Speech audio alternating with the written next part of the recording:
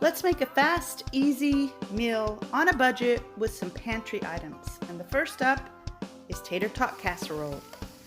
First, you just have to fry up some hamburger and drain the grease. And add a little salt and pepper.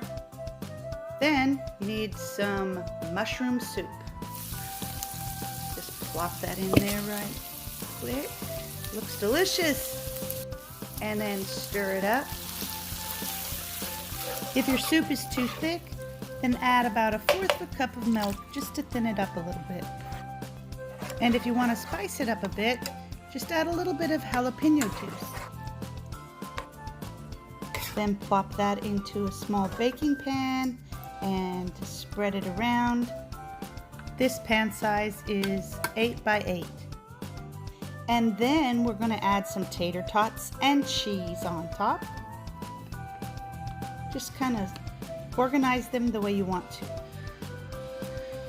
I'll just put them in some shaggy lines and then sprinkle it with cheese on top. You can also add a little salt and pepper onto the tater tots, to give it a little bit more spice.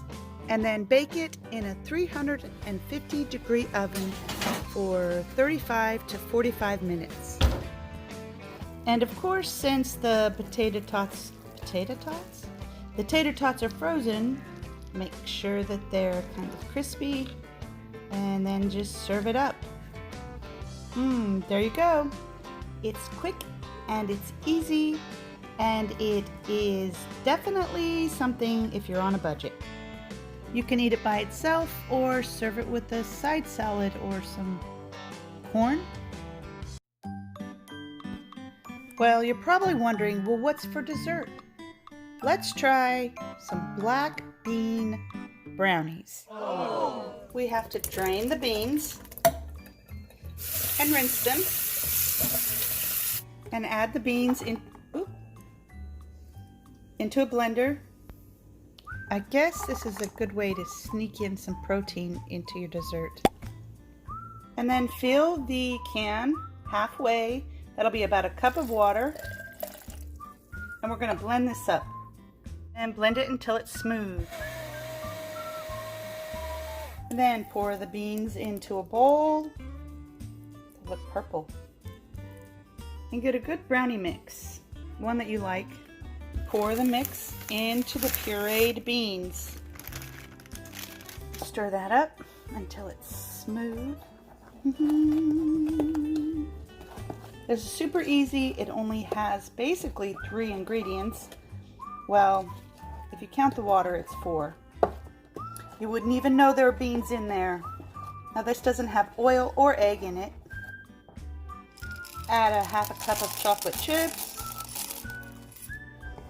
So this has nuts in the actual mix, so it's going to have nuts and chocolate chips in it. And then pour it into a greased pan.